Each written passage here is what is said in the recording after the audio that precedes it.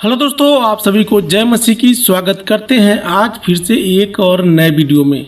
दोस्तों, हम जब भी रोज़ सुबह उठते हैं तो हमारे मन में ये कन्फ्यूजन रहता है कि मुझे क्या करना चाहिए, मुझे बाइबल का कौन सा वचन पढ़ना चाहिए, हमें प्रार्थना कैसे करना चाहिए। मेरे प्रियो, मैं एक बात आपको बता दूं कि यदि आप रोज़ सुबह उठ के प्रार्थना करेंगे और वचन पढ़ेंगे तो इतना तो मैं गारंटी के साथ कह सकता हूं कि आपका दिन भर का जो दिनचर्या है ना, जैसे कि लोगों के साथ उठना बैठना, बात करना, काम करना, दिन भर मतलब आपका माइंड फ्रेश रहेगा। जैसे कि आप लोग जानते होंगे कि बहुत सारे लोगों के मन में एक उलझन सा बना होता है, सर भारी रहता है, कोई भी काम करने का मन नहीं करता है। लेकिन आप यदि रोज प्रभु का वचन पढ़कर प्रार्थना करते हैं तो वो वचन आपके अंदर होकर काम करता है। आशा करता हूं कि आज का वीडियो आपको पसंद आने वाला है।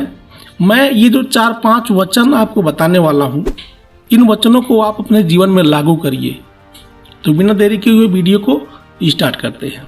मेरे प्रियो, जब हम यहाँ सभोपदेशक का अध्याय 11:6 में पढ़ते हैं तो यहाँ प्रभु का वचन कहता है, भोर को अपना बीज बो और सांझ को भी अपना हाथ न रोक। मतलब हर एक विश्वासी को सुबह सुबह उठकर प्रभु का वचन मनन जरूर करना चाहिए। नहीं कुछ करिए, आप बिस्तर पर पड़े रहिए, प्रभु का धन्यवाद ही करिए, लेकिन सुबह सुबह। मेरे प्रियो, सुबह का जो प्रार्थना होता है ये बहुत ही मोस्टली होता है। आपके दिन भर का जो उलझन होता है, जो टेंशन होता है, उसको लेकर आप शाम को सोते हैं और सोने के बाद जब आप सुबह उठते हैं तो प्रभु कहता है कि भोर को अपना बीज बो।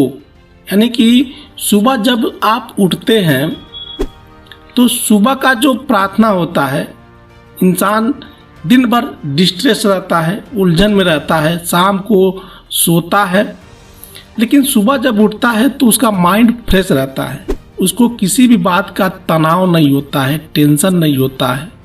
वो जो भी पढ़ता है, जो भी रटता है, वो उसके दिमाग में बना रहता है। जैसे कि हम कभी कभी फिल्मी गाना सुन लेते हैं तो वो गाना दिन भर हमारे दिमाग में गूंजता रहता है। मैं आपको फिल्मी गाना सुनने के लिए नहीं कह रहा हूँ, मेरे कहने का मतलब ये है कि आप जब सुबह प्रभु का वचन याद करेंगे तो वो वचन आपके पूरे दिन भर आपके दिमाग में चलता रहेगा, गूंजता रहेगा। तो इसीलिए यहाँ प्रभु का वचन कहता है, भोर को अपना बीज बो और सांझ को भी अपना हाथ न रोक। यानी शाम को भी प्रार्थना करते रहो, वचन पढ़ते रहो और वचन प्रभु के लोगों में बताते रहो। मतलब लोगों को प्रभु का वचन सुनाना, प्रभु के बारे में बताना, प्रभु का बीज बोना है। आप जब भी 2-4 लोगों के साथ उठिए बैठिए, अपने दफ्तर में या फिर अपने पड़ोस में कहीं भी, तो आप प्रभु के बारे में जरूर थोड़ा बहुत जिक्र जरूर करिए, क्योंकि लोग जब जानेंगे तभी तो प्रभु के पास आएंगे। भले ही लोग उल्टी सीधी बातें करें, उनको कहने दीजिए, लेकिन आप प्रभु के बारे में बताते रहिए, वचन सुनाते रहिए। आगे लिखा है नीति वचन अध्याय 4:18 में, परंतु धर्मियों की चाल भोर प्रकाश के समान है, जिसकी चमक दोपहर तक बढ़ती रहती है। यहाँ प्रभु ये समझाना चाहता है कि एक धर्मी व्यक्ति जो होता है, धर्मी मतलब जो प्रभु में आकर उद्धार पा चुके हैं, प्रभु पर विश्वास करते हैं, वो क्या है? वो उगते सूरज की तरह है। जैसे सूरज सुबह उगता है और पूरे पृथ्वी पर रोशनी भर जाती है, उसी तरीके से एक विश्वासी जो होता है, जो प्रभु का दास होता है, वो उगते सूरज की तरह है। जैसे प्रभु कहता है ना कि एक विश्वासी जो होता है, प्रभु का दास जो होता है, वो नमक के समान होता है। यदि आप कितना भी अच्छा खाना बना दीजिए, कितना भी अच्छा सब्जी हो, उसमें मसाले हों, लेकिन उसमें यदि आप नमक नहीं डालेंगे तो उसका स्वाद आपको नहीं लगेगा। वो बेस्वाद हो जाएगा। ठीक उसी प्रकार हम लोग क्या हैं, हम लोग लोगों में प्रभु का वचन का बीज बोते हैं, लोगों को प्रकाश देते हैं। जैसा हमारा चाल ढाल रहेगा, जैसा हमारा काम रहेगा, लोग उस काम को देखेंगे। यदि हमारे जीवन में परिवर्तन होगा, हमारे जीवन में बदलाव होगा, तो लोग सोचेंगे कि प्रभु में आने के बाद, प्रभु यीशु मसीह पर विश्वास करने के बाद इसके जीवन में कितना बदलाव आया है, ये कितना सुधर गया है, इसके जीवन में कितनी पाप थी, कितनी बुराइयां थी, लेकिन अब ये बिल्कुल नया बन गया है। लोग ऐसा सोचते हैं ना। तो मेरे प्रियो, हमें भोर के प्रकाश की तरह बनना है। भजन संहिता अध्याय 5:3 में लिखा है, हे यहोवा भोर को मेरी बाणी तुझे सुनाई देगी। यहाँ दाऊद लिखते हैं कि हे यहोवा भोर को मेरी बाणी तुझे सुनाई देगी, मैं भोर को प्रार्थना करके तेरी बाट जोहूंगा। मतलब यहाँ दाऊद भी सुबह उठकर प्रार्थना करते हैं, सुबह 4 बजे। डैनियल, जो कि उनका सारा टाइम प्रार्थना में ही बीतता था। प्रभु के जितने भी दास थे, मत्ती, मरकुस, लूका, यूहन्ना, जितने भी थे, सब लोग टाइमली प्रार्थना किया करते थे। आप अपने जीवन में एक टाइम फिक्स कर लीजिए कि हम कहीं भी रहेंगे। ऐसा तो है नहीं कि आपको प्रार्थना करने के लिए एक रूम चाहिए बढ़िया सा, लेकिन टाइमली प्रभु का प्रार्थना करते रहिए।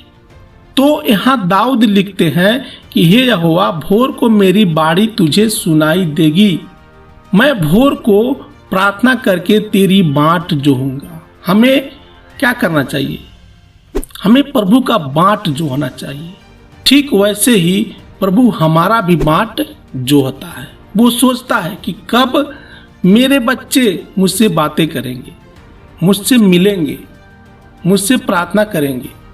आगे लिखा है, क्योंकि तू ऐसा परमेश्वर है जो दुष्टता से प्रसन्न नहीं होता। यहाँ दाऊद लिखते हैं कि हे प्रभु तू ऐसा परमेश्वर है जो दुष्टता से प्रसन्न नहीं होता। जैसा कि आप जानते होंगे कि इस दुनिया में बहुत सारी दुष्टता, पाप, बुराइयां हैं कि नहीं है। बहुत सारे ऐसे भी ईश्वर हैं जो पाप को बढ़ावा देते हैं। जब उनके ईश्वर ही पाप करेंगे तो क्या उनके सेवक, उनके दास नहीं पाप करेंगे? तो इसीलिए यहाँ प्रभु का वचन कहता है, क्योंकि तू ऐसा परमेश्वर है जो दुष्टता से प्रसन्न नहीं होता है, बुरे लोग तेरे साथ नहीं रह सकते। हमारा प्रभु क्या है? वो न्यायी प्रभु है। मान लीजिए यदि हम बुरे काम करेंगे और प्रभु हमें क्षमा कर देगा, तो वो किस बात का न्यायी परमेश्वर है? सच्चाई तो उसके अंदर होता है ना, जो कोई पक्षपात नहीं करता है। यदि हमारे अंदर बुराई है, हमारे अंदर पाप है तो है, ऐसे ही ईश्वर को ना सच्चा परमेश्वर कहा जाता है। नहीं तो अगला व्यक्ति उससे भी बड़ा पाप करके आएगा और कहेगा कि नहीं परमेश्वर, तूने उसको क्षमा कर दिया और मुझे भी क्षमा कर। तो इस तरीके से तो प्रभु सबको क्षमा करता जाएगा, तो वो न्यायी परमेश्वर कैसे कहलाएगा? तो हमारा प्रभु न्याय करने वाला परमेश्वर है। इस दुनिया में और सारे ईश्वर हैं, उनकी तरह हमारा प्रभु नहीं है। ठीक है ना? भजन संहिता अध्याय 63:1 में लिखा है, हे परमेश्वर तू मेरा परमेश्वर है। यहाँ दाऊद लिखते हैं कि हे परमेश्वर तू मेरा परमेश्वर है, मैं तुझे यत्न से ढूंढूंगा, सूखी और निर्जल ऊसर भूमि पर। मेरा मन तेरा प्यासा है, मेरा शरीर तेरा अति अभिलाषी है। हर एक विश्वासी के अंदर एक भूख होना चाहिए, प्रभु का भूख होना चाहिए। जैसे कुछ लोग ऐसे होते हैं ना, जिनको पढ़ाई करने का भूख होता है, कुछ लोगों को खाना खाने का भूख होता है, कुछ लोगों को काम करने का भूख होता है, कुछ लोगों को गीत गाने का भूख होता है, कुछ लोगों को नाच करने का भूख होता है ना। तो इसी तरीके से हमें परमेश्वर का भूख होना चाहिए। मैंने एक कहानी में सुना था कि एक व्यक्ति था, वो अपनी पत्नी से इतना प्रेम करता था, लेकिन उसकी पत्नी उसको नहीं प्रेम करती थी, वो किसी दूसरे पुरुष से प्रेम करती थी। एक दिन उसकी पत्नी चली जाती है अपने मायके। अब ये 2 दिन अपनी पत्नी को नहीं देखता है तो ये बेचैन हो जाता है। एक दिन ऐसा हुआ कि आधी रात को बहुत तेज बारिश हो रहा था। इतनी तेज बारिश हो रहा था कि उस इलाके में बाढ़ आ गई, सब कुछ पानी में बहने लगा। अब उस टाइम इसको अपनी पत्नी का याद आया। वो कहने लगा कि मेरी पत्नी पता नहीं किस हाल में होगी, इस मुसीबत में, इस बाढ़ में। वो उस बाढ़ में ही अपनी पत्नी को खोजने निकल पड़ा। खोजते खोजते वो बाढ़ में डूबने लगा। उसको ना ही इधर किनारा मिल रहा था, ना ही उधर किनारा मिल रहा था। उसी बाढ़ में एक लकड़ी बहता हुआ जा रहा था, उसमें सांप लिपटा था। उसने सांप को रस्सी समझकर अपनी ओर खींचा और लकड़ी पर बैठकर निकल गया अपनी पत्नी से मिलने के लिए। लेकिन जब उसकी पत्नी उससे मिलती है तो कहती है कि तुम इस हाल में कैसे आ गए। चूंकि उसकी पत्नी किसी दूसरे पुरुष की हो चुकी थी, इसलिए वो अपने पति को वहां से भगा देती है। उसका पति जब उसी रास्ते अपने घर पर आता है तो देखता है कि जो लकड़ी था उसमें तो सांप लिपटा है। मैंने रस्सी समझकर उसका सहारा लिया था। तभी उसका भटक खुल गया और वो प्रभु के पीछे चलने लगा। तो मेरे प्रियो, मैं ये बातें आपको क्यों समझा रहा हूं? ये होता है भूख। ऐसी भूख प्रभु का होना चाहिए। बहुत सारे हमारे ऐसे भी भाई बहन होते हैं जो वचन को महीनों तक नहीं पढ़ते हैं। बहुत सारे ऐसे भी लोग होंगे जिनके घर परमेश्वर का वचन घर पे रखे रखे ही उसमें कीड़े मकोड़े लग जाते हैं। मेरे प्रियो, मैं आपसे निवेदन करता हूं कि कम से कम आप हफ्ते में 1 या 2 बार तो वचन पढ़ लीजिए। अगर आप 1-1 घंटे वचन पढ़ेंगे तो निश्चय है कि आपका विश्वास 2 गुना नहीं 4 गुना बढ़ जाएगा। आपको प्रभु इतनी ऊंचाई पर ले जाएगा जहां आप सोच नहीं सकते हैं। तो आशा करता हूं कि आज का वीडियो आपको अच्छा लगा होगा। इस वीडियो से आपको कुछ जरूर सीखने को मिला होगा। मिलते हैं कल फिर अगले वीडियो में। तब तक के लिए आप सभी को हमारे प्रभु यीशु मसीह के नाम में जय मसीह की।